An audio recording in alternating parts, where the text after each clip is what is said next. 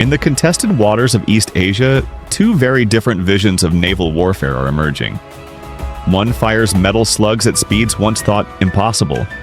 The other cuts the air with beams of invisible light. Japan's reborn electromagnetic railgun and China's LY-1 combat laser are now shaping the future of sea power. Both promise to change the balance of cost, range, and defense. Both are real. And the question that matters is simple. When fighting begins, which of these futuristic weapons will actually work? America's railgun dream and why it died.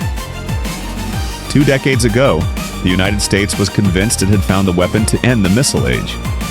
The U.S. Navy poured money into railguns, believing that electromagnetic power could replace chemical propellants and fire a simple metal slug at hypersonic speeds.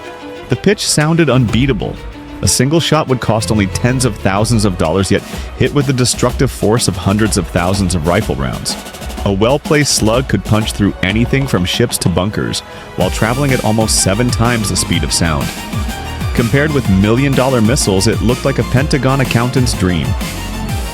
Reality was harsher. Railguns demanded enormous electrical power. Keeping a high rate of fire meant diverting roughly 25 megawatts of energy, nearly the full output of a modern destroyer. Only the futuristic Zumwalt-class ships had enough spare capacity to feed such a hungry cannon. Even then, the weapon's heart, its long conductive rails, wore out in a mere 100 shots. Once the rails eroded, accuracy collapsed and the risk of catastrophic failure rose. Worse still, the projectiles were fast, but dumb. Adding guidance systems to hit agile missiles meant more complexity, more weight, and higher cost, undermining the dream of a cheap missile killer. Despite these issues, the Navy kept trying.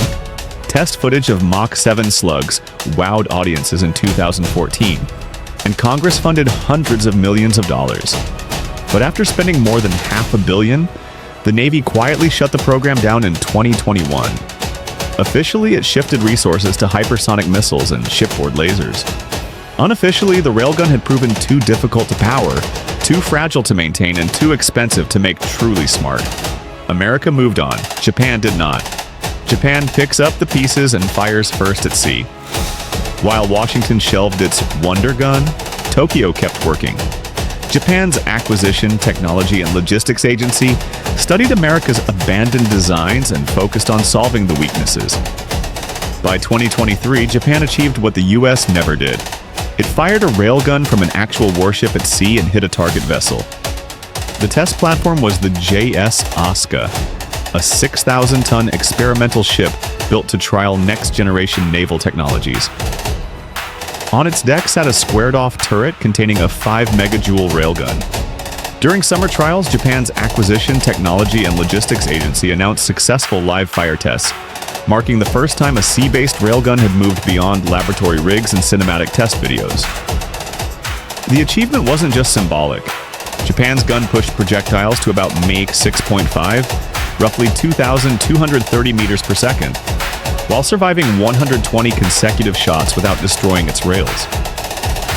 This breakthrough solved one of the biggest obstacles the Americans faced: barrel life. The system was designed to be practical.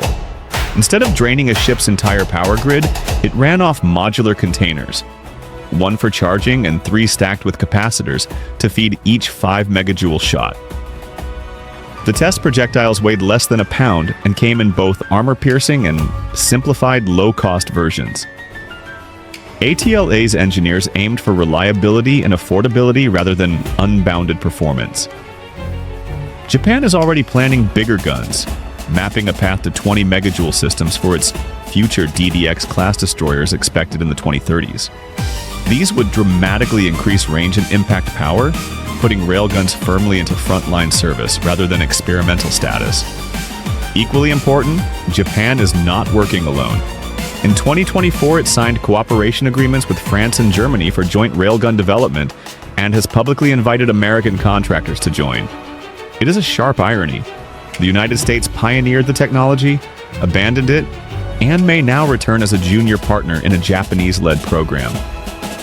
For Tokyo, the timing is critical.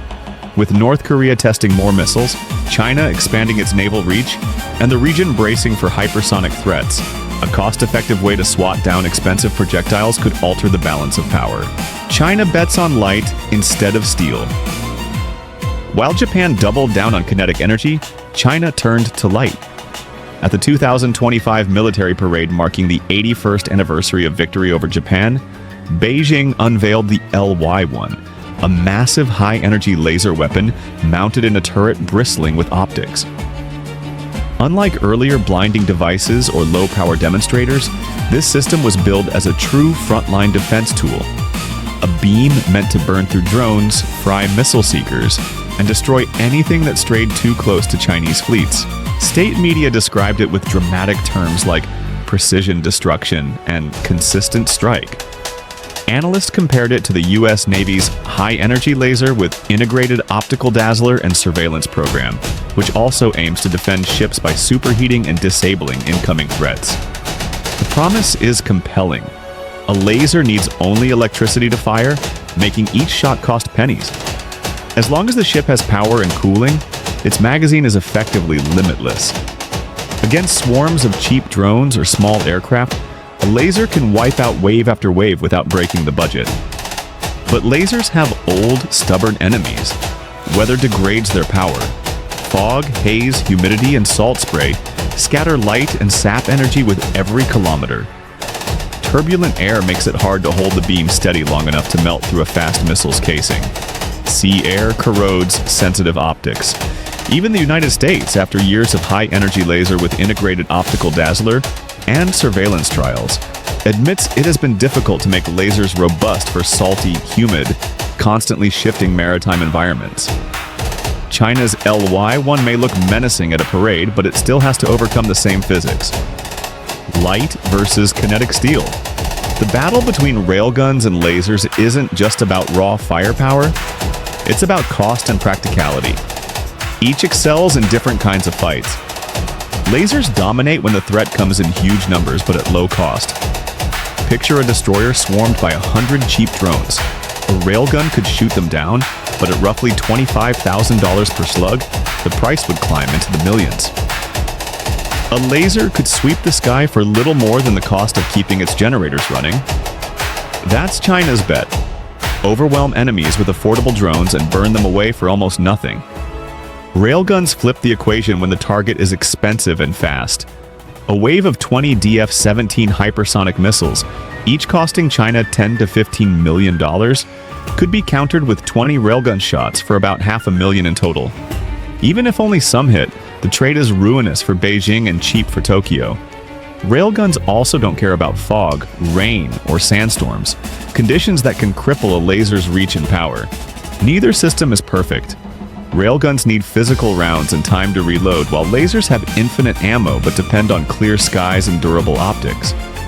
Still, together they could reshape naval defense. Lasers wipe out cheap swarms, and railguns finish off the costly, fast-moving missiles that survive. A strategic shift while America waits. This race isn't just about technology. It's about who will shape the next era of naval power. The United States once led both railgun and laser development, but let programs stall in budget fights and shifting priorities. Japan quietly solved the railgun's biggest flaws and now plans to mount it on real warships. China has poured its industrial might into energy weapons, parading powerful lasers to showcase momentum and ambition. For Washington, the choice is clear.